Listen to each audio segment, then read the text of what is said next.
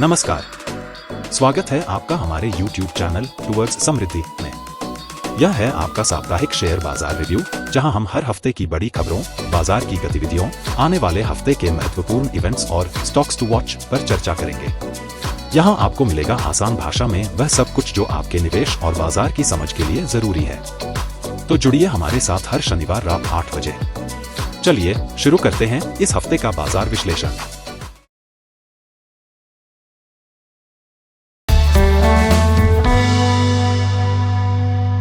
– 2008 में निफ्टी 50 लगभग 2,959 पर था और 2025 में यह बढ़कर 23,519 तक पहुंच गया। इस दौरान इंडेक्स ने करीब 12.97% का compounded annual growth rate (CAGR) दर्ज किया है। यह दर्शाता है कि भारतीय शेयर बाजार ने लंबे समय में काफी अच्छी मजबूती दिखाई है। हालांकि इस अवधि में कई आर्थिक और भू-राजनीतिक चुनौतियां आईं, फिर भी निफ्टी 50 ने अपनी ऊपर की यात्रा जारी रखी। इसका प्रमुख कारण है लगातार बढ़ती कंपनियों की कमाई, आर्थिक सुधारों का फायदा और भारत की अनुकूल जनसांख्यिकी। लंबी अवधि के निवेशकों के लिए यह संकेत है कि समय के साथ मार्केट में धैर्य बनाकर रखने से अच्छे रिटर्न मिलने की संभावना रहती है। इस हफ्ते निफ्टी 50 ने करीब 23,519 पर क्लोजिंग दी, जो लगभग 169 पॉइंट्स की बढ़त दिखाता है। चार्ट से पता चलता है कि इंडेक्स ने डाउन ट्रेंड लाइन को ब्रेक करने की कोशिश की है, जो एक संभावित बुलिश सिग्नल हो सकता है। अगर यह ब्रेकआउट कंफर्म होता है तो इंडेक्स आगे और तेजी दिखा सकता है। रेजिस्टेंस 23,700 पर है। इसके ऊपर निकलने पर मार्केट में और तेजी देखने को मिल सकती है। अगर बाजार दबाव में आता है तो सपोर्ट 21,985 पर रहेगा, जहां से बाउंस की उम्मीद की जा सकती है। लंबी अवधि में भारतीय शेयर बाजार का ग्रोथ ट्रेंड मजबूत दिखता है, जिसका समर्थन कंपनियों की बेहतर कमाई और आर्थिक सुधारों से मिलता है। अल्प अवधि में निफ्टी 50 साइडवेज से हल्का बुलिश रुझान दिखा रहा है। ट्रेडर्स को चाहिए कि वे 23,700 के ऊपर या 21,985 के नीचे क्लोजिंग के संकेतों का इंतजार करें और उसी आधार पर अपने सौदे तय करें। लॉन्ग टर्म निवेशकों के लिए समय समय पर मार्केट के उतार चढ़ाव के बावजूद धैर्य और रिस्क मैनेजमेंट अपनाना फायदेमंद हो सकता है। बैंक निफ्टी ने इस हफ्ते एक पॉजिटिव मूव दिखाया और लगभग 49,820 के आसपास ट्रेड कर रहा है। चार्ट पर देखने से पता चलता है कि इंडेक्स ने एक शार्प रिकवरी की शुरुआत की है, जो मार्केट सेंटिमेंट में सुधार का संकेत देता है। अगर यह रिकवरी बरकरार रहती है तो बैंक निफ्टी आने वाले हफ्तों में और मजबूत हो सकता है। सपोर्ट 49,250 के करीब, जहां से मार्केट ने कई बार बाउंस लिया है। स्ट्रॉन्ग सपोर्ट 48,000 के आसपास, जो एक महत्वपूर्ण सपोर्ट जोन हो सकता है अगर इंडेक्स प्रेशर में आता है। रेजिस्टेंस 52,000 पर, जो सबसे नजदीकी बड़ा रेजिस्टेंस लेवल है। 55,400 के करीब, जहां पिछली बार मार्केट ने एक टॉप बनाया था। अगर बैंक निफ्टी 49,250 के ऊपर टिकता है और खरीदारी का प्रेशर बनता रहता है तो इंडेक्स आसानी से 52,000 की ओर बढ़ सकता है। दूसरी ओर, अगर किसी कारण से मार्केट में गिरावट आती है और यह 48,000 से नीचे फिसलता है तो डाउनसाइड मूव तेज हो सकता है।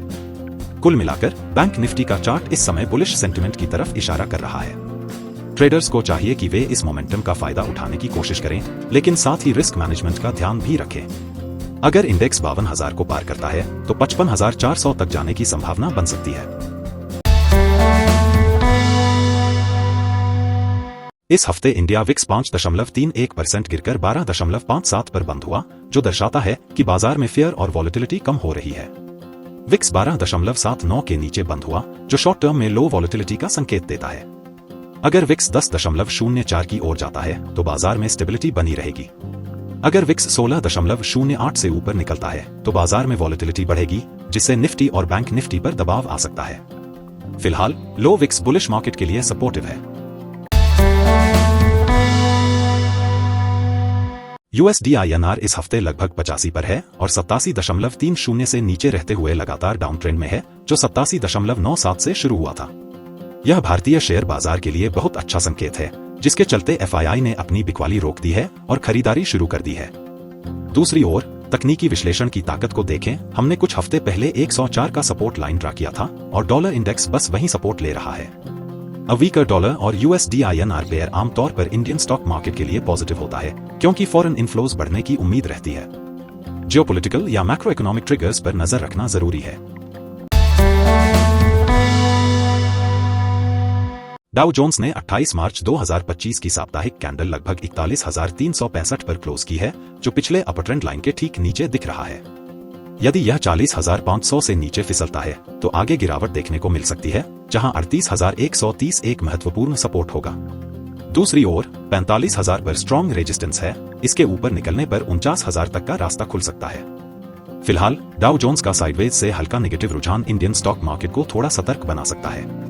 अगर डाउ जोन्स तेजी दिखाता है तो इंडियन मार्केट में एफआईआई फ्लो बेहतर हो सकता है और निफ्टी या सेंसेक्स को सपोर्ट मिल सकता है। नैस्डैक इस हफ्ते लगभग 19,173 पर बंद हुआ, जो पिछले अपर ट्रेंड लाइन से नीचे दिखाई दे रहा है और यह कमजोरी का संकेत देता है। अगर नैस्डैक 18,500 से नीचे फिसलता है तो आगे और गिरावट संभव है, जहां 16,550 अगला बड़ा सपोर्ट हो सकता है। दूसरी ओर अगर इंडेक्स 20,000 से ऊपर क्लोजिंग देने में कामयाब रहता है तो 21,500 तक का रास्ता खुल सकता है।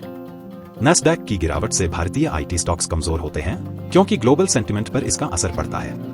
अगर नैस्डैक में पॉजिटिव रिवर्सल आता है तो इंडियन स्टॉक मार्केट में भी एफआईआई फ्लो बेहतर होने की संभावना रहेगी। इंडियन और ग्लोबल शेयर मार्केट्स ने मिक्स्ड सिग्नल्स दिए हैं।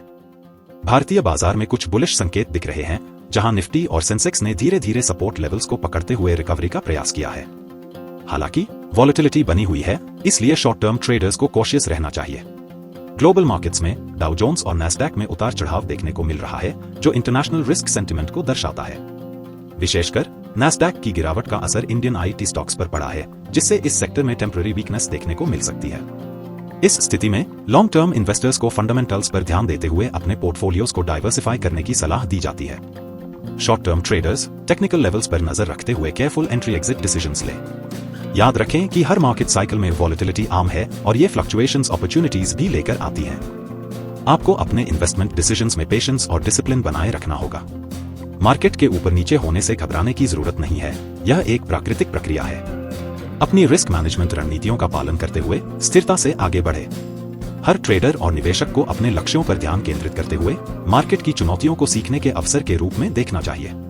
सकारात्मक रहें, आत्मविश्वासी रहें और धैर्य बनाए रखें, क्योंकि दीर्घकालिक सफलता क्रमिक वृद्धि और सूचित निर्णयों से ही प्राप्त होती है। तो दोस्तों, ये था इस हफ्ते का शेयर बाजार रिव्यू। उम्मीद है आपको हमारा ये विश्लेषण पसंद आया होगा और आपकी जानकारी में बढ़ोतरी हुई होगी। अगर आपको ये वीडियो अच्छा लगा तो इसे लाइक और शेयर करना न भूलें। और हाँ, हमारे चैनल टुवर्ड्स समृद्धि को सब्सक्राइब करें ताकि आप कोई भी अपडेट मिस न करें। हमसे जुड़े रहें और अपने सवाल या सुझाव नीचे कमेंट में जरूर लिखें। मिलते हैं अगले शनिवार रात 8 बजे। तब तक के लिए नमस्कार।